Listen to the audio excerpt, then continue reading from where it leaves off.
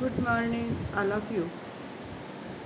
अपन पिछले 2 दिन से माइक्रो टीचिंग के बारे में अध्ययन कर रहे हैं। माइक्रो टीचिंग का अर्थ क्या है, माइक्रो टीचिंग की आवश्यकता क्या है, माइक्रो टीचिंग का स्वरूप क्या है और उसके घटक क्या है, इसके बारे में अध्ययन किया। जैसा कि मैं पूर्व में भी बता चुकी हूँ कि सूक्ष्म शिक्षण अपने शिक्षण को प्रभावी बनाने की एक महत्वपूर्ण विधा है, जिसके अंतर्गत हम अपने शिक्षण को सरल करने का प्रयास करते हैं और आने वाली जटिलताओं को कम करने का प्रयास करते हैं। और सूक्ष्म शिक्षण के माध्यम से विभिन्न शिक्षण कौशलों का विकास किया जाता है। आगे मैं सूक्ष्म शिक्षण के सिद्धांत के बारे में बताना चाहूँगी, जिसको मैं एक एक सिद्धांत का वर्णन करूँगी। सूक्ष्म शिक्षण के निम्नलिखित सिद्धांत हैं। सबसे पहले है यथार्थ शिक्षण, रियल टीचिंग। यद्यपि सूक्ष्म शिक्षण कृत्रिम स्थिति में होता है, फिर भी इसमें यथार्थ अथवा वास्तविक शिक्षण होता है, क्योंकि छात्र अध्यापक यथार्थ पाठ्यक्रम को यथार्थ रूप में पढ़ते हैं और पढ़ाते हैं। इसके उपरांत यह भी सच है कि कौशल सीखने की तुलना में पाठ्य वस्तु का महत्व प्रायः कम हो जाता है। वास्तव में तो क्या होता है कि जो भी हम सूक्ष्म पाठ तैयार करते हैं, वो जैसे 7th क्लास के लिए बनाया है, तो हम क्या करते हैं कि 7th क्लास के बच्चों पर यह अप्लाई करना चाहिए, ताकि जो आने वाली परिस्थिति है उसका हम सामना कर सकें, उस कठिनाइयों का पता लगा सकें। लेकिन इसमें हम क्या करते हैं कि हमारे सहपाठी ही छात्र होते हैं, उनके समक्ष ही पढ़ाया जाता है। लेकिन जो शिक्षण होता है वो यथार्थ इसलिए होता है क्योंकि वो विषय वस्तु यथार्थ विषय वस्तु होती है, उस विषय से संबंधित विषय वस्तु होती है। इसलिए जो शिक्षण कार्य होता है वो यथार्थ शिक्षण कार्य होता है। दूसरा है शिक्षण की जटिलताओं की कमी। सूक्ष्म शिक्षण में साधारण कक्षा की जटिलताओं को कम कर दिया जाता है, अर्थात इसमें कक्षा का आकार, पाठ्य वस्तु, समय, भूमिका एवं कौशल सभी इतना कम कर दिया जाता है कि प्रशिक्षणार्थी नियंत्रित रहते हैं, एक समय में एक ही शिक्षण कौशल का अभ्यास करते हैं और इसमें सामान्य शिक्षण की जटिलताएं कम हो जाती हैं।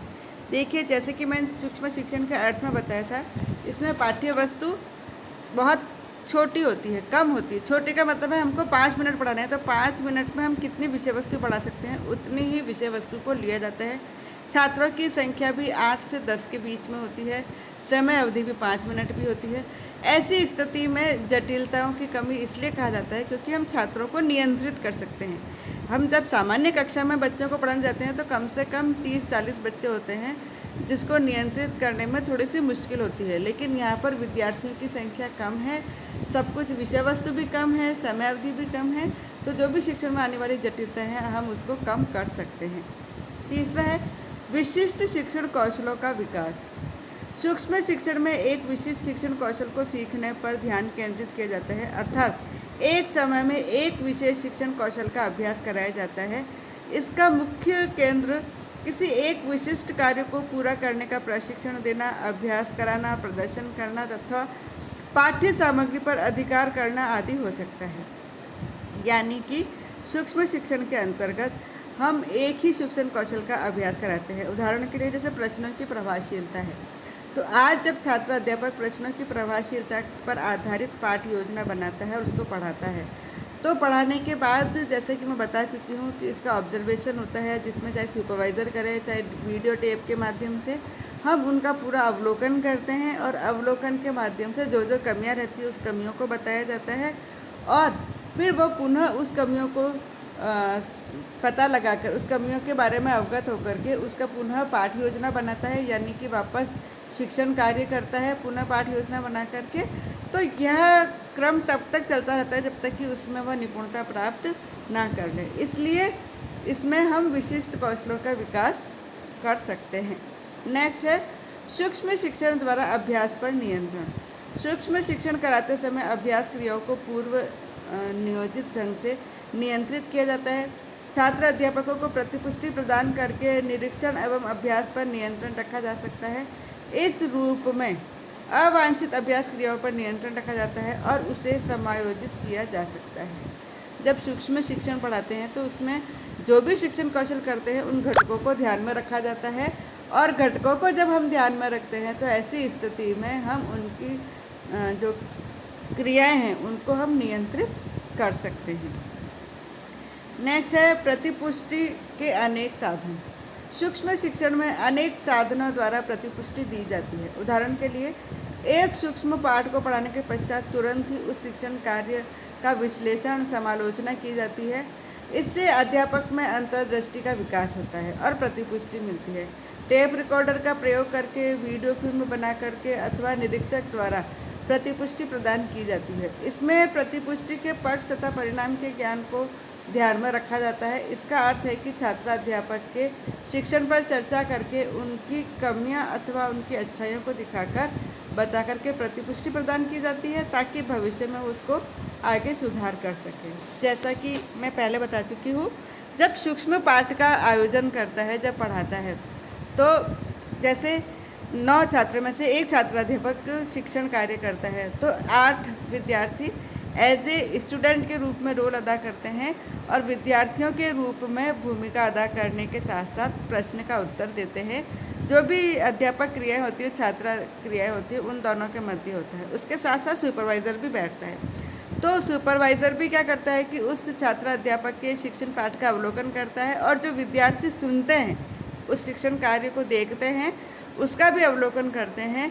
जब पाठ समाप्त होता है तो दोनों ही, सुपरवाइज़र भी और विद्यार्थी भी, समालोचना करते हैं। यहाँ पर देखिए, समालोचना का तात्पर्य है जो अच्छाइयाँ हैं उसको भी बताई जाती है और जो कमियाँ हैं वो उनको भी बताई जाती है। अच्छाइयाँ इसलिए बताई जाती है ताकि उनको आगे प्रोत्साहन मिले और कमियाँ इसलिए बताई जाती है ताकि वो अपने शिक्षण कार्य में सुधार कर सके।